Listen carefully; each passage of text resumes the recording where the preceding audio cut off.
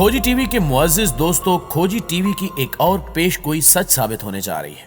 हमने पिछले साल आपको बताया था कि अगले साल यानी 2022 में दुनिया में बड़े पैमाने पर जंग छिड़ने का खदशा है और अब साल शुरू ही हुआ है और खबरें आना शुरू हो गई हैं। महाज इस वक्त गर्म है इसराइल और फलस्तीन के दरमियान, जहां न्यू ईयर नाइट पर हमास की जानिब से इसराइल पर रॉकेट दागे गए। वैसे तो इन रॉकेट से कोई जानी नुकसान नहीं हुआ, लेकिन ये रॉकेट ऐसे ही नहीं दागे गए। इन हमलों के पीछे एक छुपा हुआ पैगाम था जो तिल अबीब को पहुंचा दिया गया है। इस हमले के बाद इसराइल तिलमिला गया और इसने जवाब में गजा की पट्टी में वाक़े हमास के हेडक्वार्टर्स पर मिसाइलों की बारिश कर दी। नाज़रीन ग्रामी, इसराइल ने जो जवाबी हमला किया उसमें भी उसे लेने के देने पड़ गए। इसराइली हेलीकॉप्टर पर फलस्तीन से मिसाइल या रॉकेट दागे गए। हालांकि इस हमले में भी इसराइली हेलीकॉप्टर को कोई नुकसान नहीं पहुंचा, लेकिन इसराइल को एक साथ दो पैगाम पहुंच चुके हैं। इन हमलों के पीछे क्या मकासद थे और तुर्की का इस सब से क्या लेना देना है? इसराइली वज़ीर ख़ारजा ने तुर्की से क्यों एहतजाज किया? इस सब पर बात करने से पहले आपसे गुजारिश है कि मुकम्मल मंजरनामे को समझने के लिए वीडियो को शुरू से लेकर आखिर तक जरूर देखिएगा। तो आइए चलकर मौजू का बाकायदा आगाज करते हैं। प्यारे दोस्तों, सबसे पहले हम आपको बताते हैं कि न्यू ईयर नाइट पर जब पूरी दुनिया जश्न मनाने में मसरूफ थी, उस वक्त हमास ने इसराइल पर हमला क्यों किया। हमास ने इसराइल पर दो रॉकेट दागे जो इसराइल के दारुल हुकूमत तिल अबीब के करीब शहर जाफा में वाक़े समंदर में गिरे।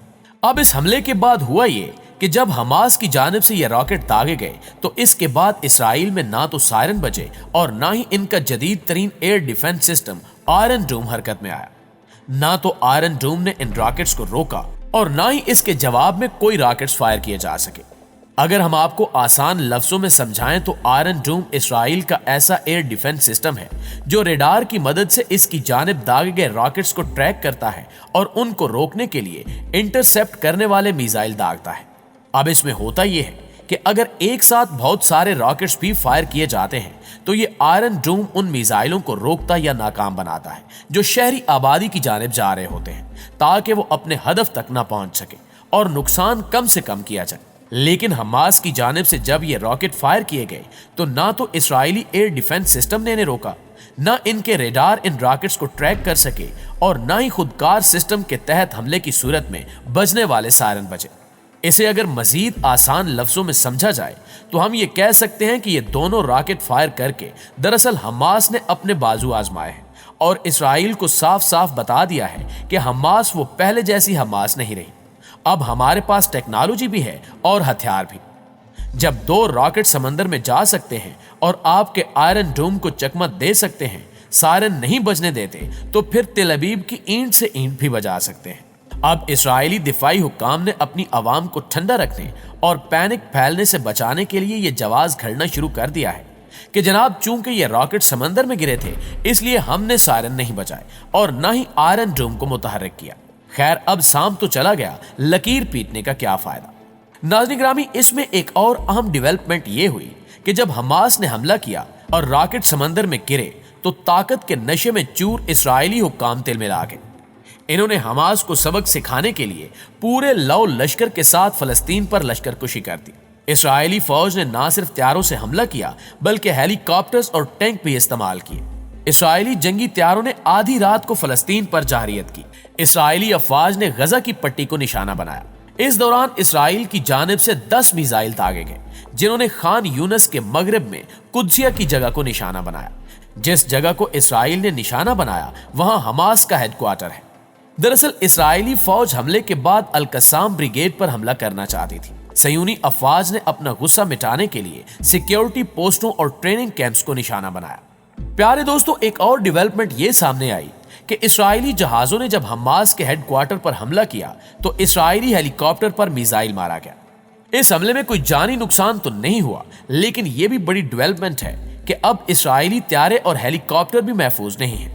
आमतौर पर इसराइली फोर्सेस गजा पर जमीनी हमले करने की बजाय फिजाई हमले ही करती हैं, क्योंकि खौफजदा सयूनी अफवाज को डर होता है कि कहीं से गोली ना आ जाए या कहीं से पत्थर आकर ना लग जाए।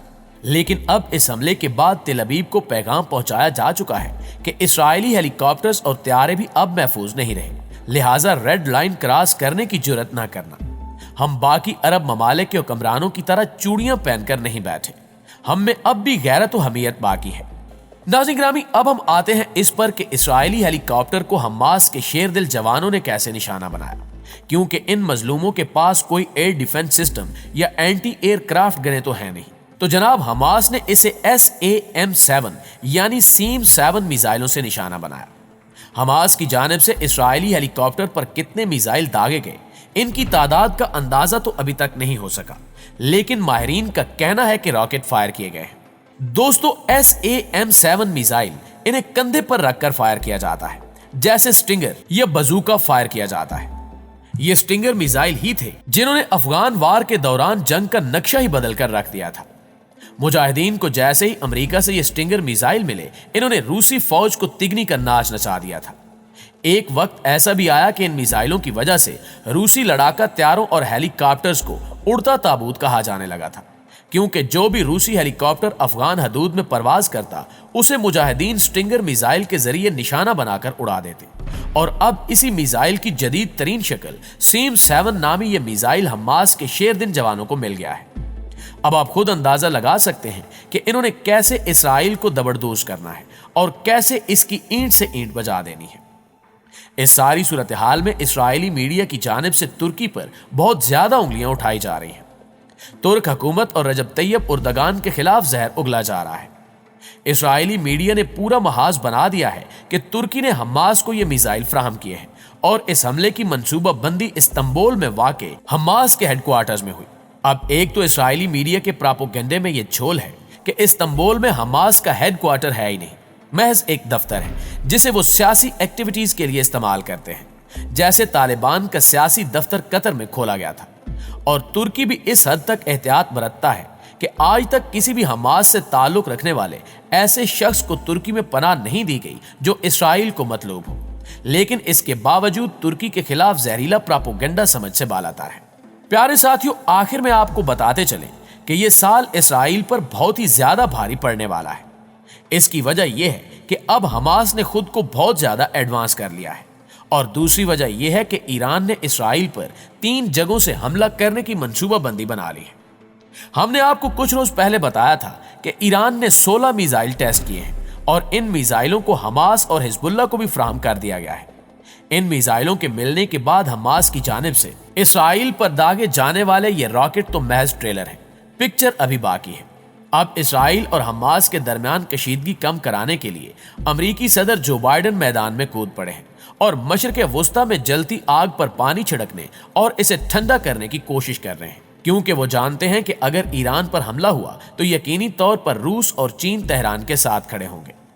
चीन का मतलब है कि पाकिस्तान भी ईरान के शाना बशाना खड़ा हो जाएगा, और अगर पाकिस्तान सामने आ गया तो फिर तुर्की, मलेशिया और कतर समेत दीगर इस्लामी ममालिक भी मैदान जंग में कूद पड़ेंगे, और इसके नतीजे में दुनिया में वो तबाही फैलेगी कि लोग पहली और दूसरी जंग अजीम को भूल जाएंगे।